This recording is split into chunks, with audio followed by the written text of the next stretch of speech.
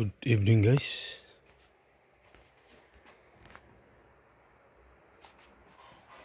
Meron akong i-share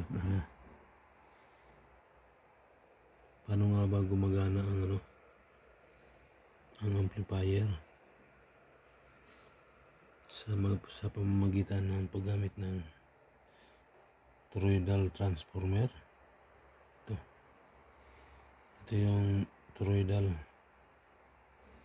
Yan, ito yung pinaka power supply niya. Yan, ito yung pinaka niya, pangunahing supply.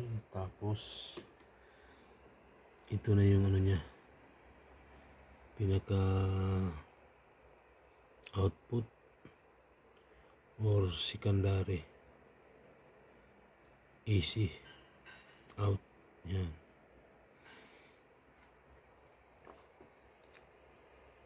at ginagamitan naman ng diode. Ang diode niya ay bridge diode. Yan, bridge diode po yan. Hinahati sa dalawa. Yan,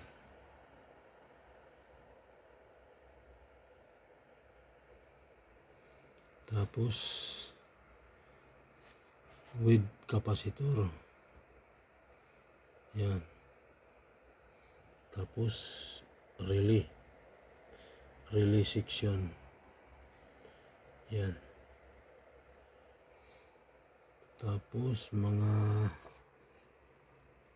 regulator. Itong dalawa na to. Yan, pinaka-regulator yung dalawa na yan. Tapos mga resistor. Yan, mga resistor yan, yung may code, yung may kulay-kulay. Katumbas niyan ay balyo. May mga balyo, ibig sabihin yan ng kulay na yan. Yan yung code niya. Yan, meron pa siyang mga ibang resistor, mga diode,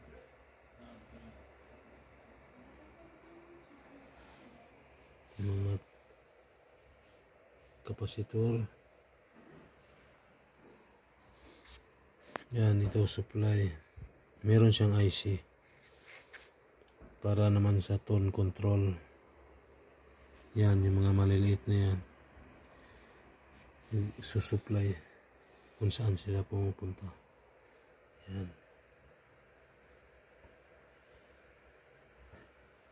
itong board na to, meron siyang sariling supply na 12 volts. Yan, yan, ito itong na to, ribbon wire na yan. Yan ang supply ng tone control. Tapos ang supply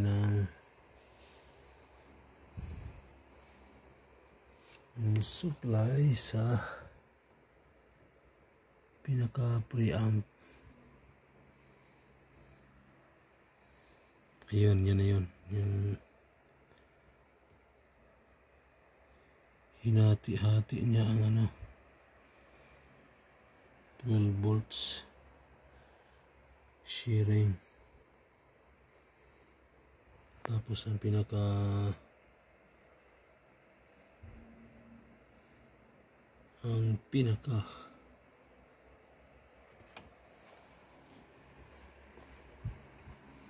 yan, basta ito yung relay section. Ito yung pinaka input. Yan, papunta sa tone control. Yan, yan yung mga resistor na matataas ang value. Dito yan sa pinaka pinaka output ng 50 volts AC na transformer. Yan. Ito yun. Yan baikwi. Yung lahat ng maliliit na yan, iba-iba ang mga value niyan pag magkaiba na yung dinadaanan. Yan, kung saan yan sumusuot. May kanya-kanyang yan, ito may pinasadya na ito na Bluetooth. Meron siyang supply. Minagic yung supply. Saan yan kumuha? Galing yung gumawa. Si Basic Bob. Ito yung ano niya, ang blower. Pakita ko sa inyo na gumagana.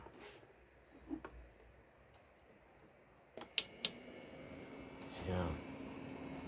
Magana yung blower. Nag-on na yung relay. Ay no, nag-static yung cellphone.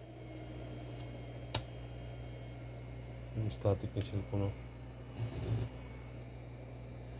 May PM yata to. Baka may PM.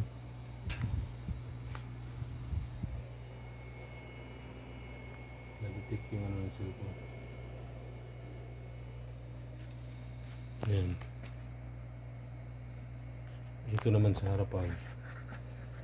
Yan yung mga epics, bass and treble, middle, balance, mean volume,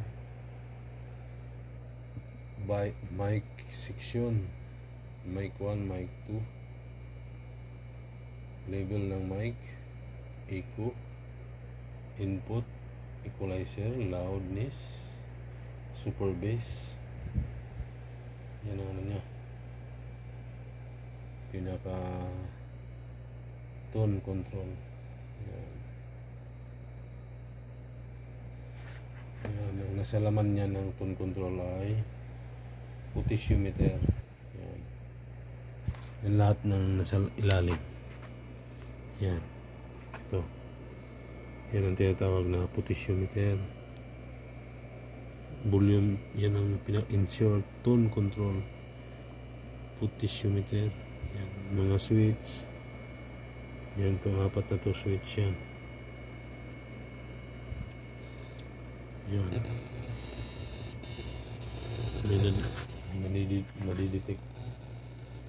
Nadidetect yung Bluetooth. Nadidetect. Yan, off natin kaya maingay. Ito na. Nadidetect nung Bluetooth. Pero parang may ano yung volume nito, konti. May tama. Pero di pa naman to luma. Mga ano talaga ngayon, mga mahinang klase na yun. Mga volume kahit bago. Meron pala akong din napakita sa inyo yung mga power transistor. Yan guys, yung mga Toshiba, malalaki na siya. May katumbas din yan na ano, na numbering. Ang mga number niya, ang nakalagay nito ay 1943 at 5551. Dalawa lang ang klase nito. Yan. Toppers. Yan. Yan ang Bailimi. Yan yung tinatawag na power transistor. Yan lahat dyan, lahat ng imbak, lahat ng ano ng kailangan ng ibabato na lakas. Yan, power transistor. Yan ang pag nasibak ng power transistor, wala na talagang katunog-tunog. Yan. Merong ano yan, may pangdikit na ano, may insulator yan. Yung puti na yan, yung piece na yan. Tapos binubuo ng ano, ng mga resistors. Yan, 5 watts. Yung 5 watts na yan. Yung para sa noise, yung ano, yung mga maliliit. Yan, protection. Tapos may mga ano na siya, may mga maliliit din na diode. Yan, nasa tabi. Na kung saan siya putungo. Para hindi babalik. Hindi magsusuot yung ano. May mga harang. Yan. Tapos yun, may mga transistor pa rin yung ano. Basta pag mayroong susuplayan. Yan. Supply ng blower. Hanapin natin ang supply ng blower.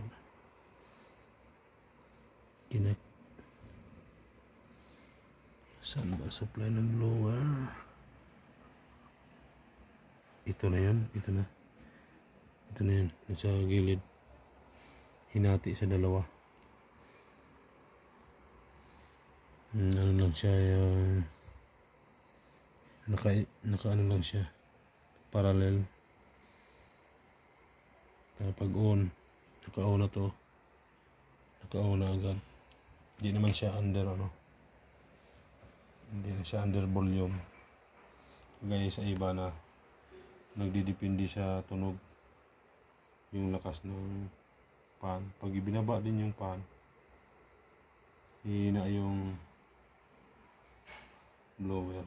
Ito hindi. Pag on mo talaga, may blower na siya. Guys, yan yung pinaka main volume niya, 8 pin. Yan na yan, 100k. Yan, 100k na yan.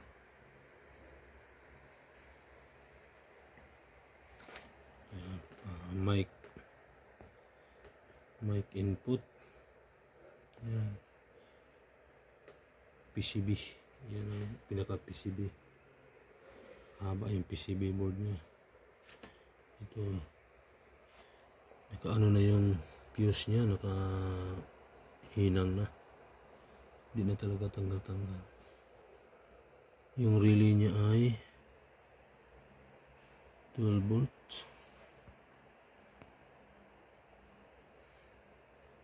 Yun, single, malinis pagka ano, gawa.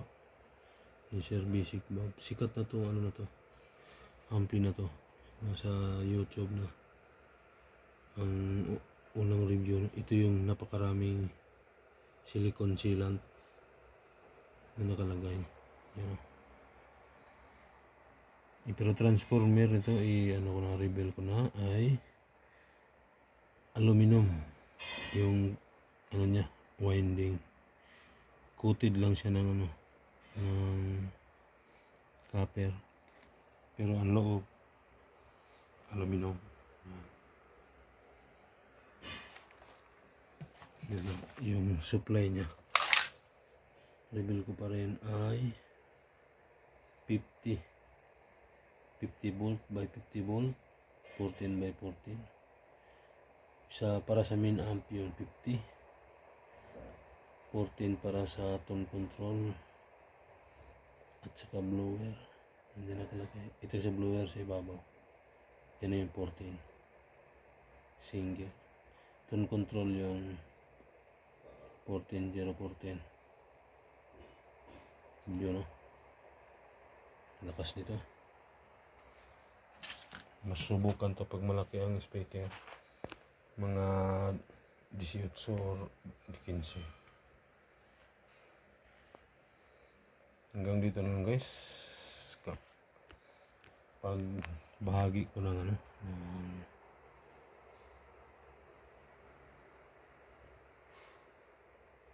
laman kung paano gumana ang amplifier.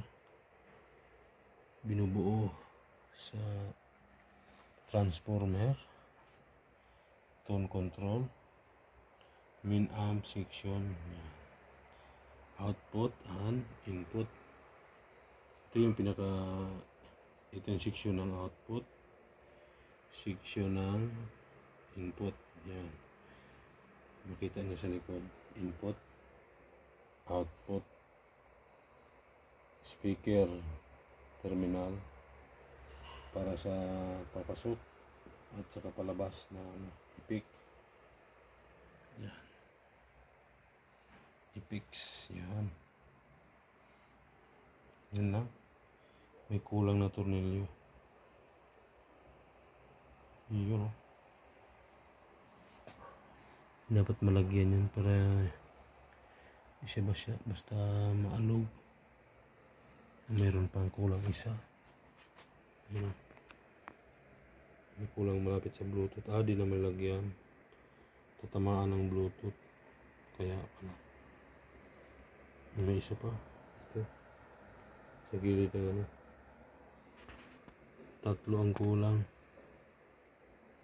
Ito isa. Hanggang dito na lang guys. Thank you for watching.